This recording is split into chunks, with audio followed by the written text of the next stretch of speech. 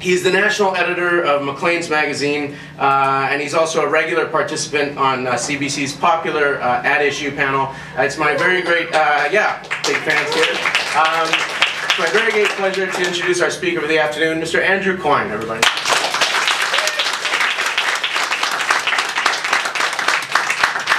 Well, thank you, Mr. Chairman. I do feel like I'm working a comedy club here. This is a great setting. I didn't bring my A material, but I promise you I won't work blue. What I was asked to talk about was the declining voter turnout and how, what might be the sources of that and how we can possibly address it. And the news, of course, well, let me preface this first of all, is I am by nature a pessimist. I'm paid to be. I'm paid to find all that's fault, wrong with the world. So let me start by pandering to the audience here. You guys fill me with inspiration. The fact that you're willing to come in on a sunny day and talk about the state of our democracy in a darkened room is fantastic. And if we're going to have any hope at all of trying to arrest the decline of our democracy, it is going to be with roomfuls of people like you, so God bless you. However, when we look around at our fellow Canadians, we're now looking at a voter turnout in the last election of 58.8%. And indeed, turnout has been declining for several elections now. From 1945 to 1988, 15 elections, we averaged around 75% turnout, and since then we've never gotten over 70, and now in this most recent election we've fallen below 60. And other countries have experienced declines in turnout as well, and nobody can really be absolutely certain about why we've seen this. But if you want me to speculate, well, let's just see now. When the voter looks at their local candidates, what do they see? Well, how were those candidates chosen? They were either chosen by busloads of instant members who came in at the last second, typically with their memberships bought and paid for by the candidate, or the candidate was parachuted in by the party leadership. But in either case, the candidate is utterly dependent upon the party leader signing his or her nomination papers. So, right from the start, we basically have candidates that are stand-ins for the parties. They have very little independence even as campaigners. So okay, so maybe the voter is more motivated by policy. Well, we know that the policy of the candidate doesn't matter because all policy is set by the parties. And the policies of the parties, more or less, are as often as not the same. They hug close to each other, they hug to the middle, they hug to the status quo.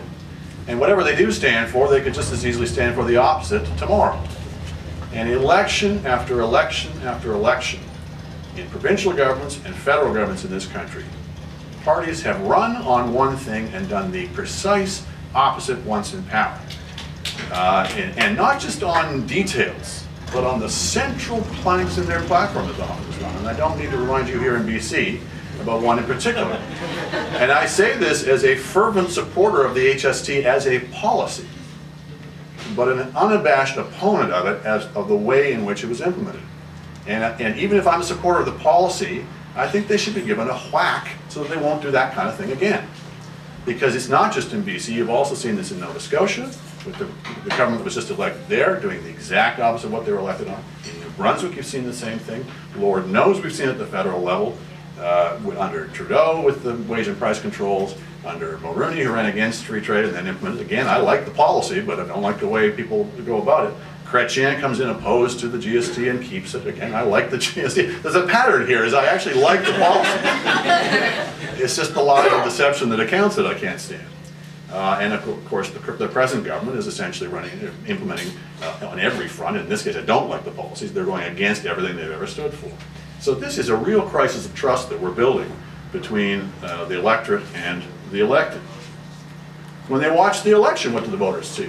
Well, they see a parade of photo ops and gaffes and lots of polls and lots of discussion of strategy. What they don't hear, and we in the media are enormously at fault here, they don't hear answered the two questions that I think every voter really has on their mind in an election, which is, who are these people and what are they going to do to us? And that should be the focus of our coverage. It should be the focus of the campaign. It almost never is. So we get campaigns about campaigns rather than about the elections themselves. Okay, then the election's over and we count the votes. And what happens when we count the votes? We get a parliament that looks nothing like what we voted for, where the division and distribution of the seats amongst the parties is absolutely, completely divorced from the actual division of opinion within the country, where we get these wild distortions where, you know, apparently there are no liberals in Western Canada, and apparently there are no conservatives in Toronto, and there's very few federalists apparently in Quebec, if you believe the way in which our electoral system distributes the seats. And of course, this is a gross distortion. We are misrepresenting what this country is really about by the distribution of seats that we get in our parliament. In the everyday operation of that parliament, we have MPs that, as we all know, have effectively no responsibility whatever or role. They are, as it's sometimes been said, $140,000 voting machines. Their usefulness as human beings more or less ends the day they're elected. At that point, they become a number, and their job is to stand up and sit down when they're told. And you know, God forbid they should ever actually exercise their conscience or represent their constituents. Their only job is to vote with the party line. We have a parliament, certainly in the last 6 years. Well, parliaments generally have become more and more degraded in terms of the quality and tone of the debate, the viciousness, the partisanship, the name-calling, the baboon-like behavior in general. But particularly in the last 4 to 6 years under minority government, we have seen, 6 years, what have we seen? We've seen perpetual brinksmanship, a mindless focus on tactics and games playing at the expense of longer-term thinking. We've seen abuses like under the Martin government refusing to acknowledge a confidence vote, dangling jobs in front of members of parliament to get them across the floor. Under the current government, we've had ignoring famously or proroguing parliament to avoid a confidence vote. Of course, it was part of the genesis of this group, what the second prorogation was. We've had that government defying express orders of parliament to produce documents, and indeed defying its own law on fixed election dates. So it's been a not particularly edifying spectacle these last few years. So when you add all these things up together, the role of the parties, the role of the candidates, the way in which we choose them, the way in which they behave in parliament, the mindlessness, the pointlessness of it all, I'm just astounded that people do vote.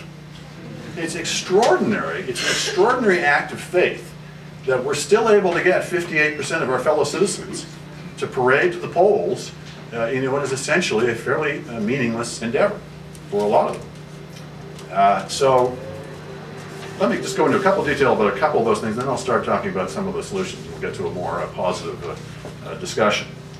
I want to focus first of all on this question of how we choose the candidates and how we choose the party leaders, because we think we've got it completely backwards. What we have right now, we all know we have an appointed upper house, but effectively we have an appointed lower house as well. When you combine the fact that so many of these seats are safe seats, again because of our electoral system, because of the plurality method of choosing MPs, where you only have to get typically 30% of the vote in a riding to get 100% of the representation. So you get, you know, pretty entrenched local fiefdoms where the same party always wins. Combine that with the requirement to get the leader's signature in the nomination papers, which is not a requirement, as I understand it, in other Westminster models. I was talking to a diplomat from New Zealand a little while ago with this, and she was absolutely astonished. She was dumbfounded. Could not imagine that happening in her country, because they have an actual tradition of local democracy and that local riding associations matter. So we've got, on the one hand, we've got the party leader effectively choosing the candidates, choosing the MPs. But when we choose the party leader, what do? Well, we don't have it as you do in a classic Westminster model where the caucus chooses the leader. We put it out to a vote of the party at large, the membership, the grassroots. It sounds more democratic. But what it effectively does is it insulates the party leader from having to be accountable at all to his or her caucus.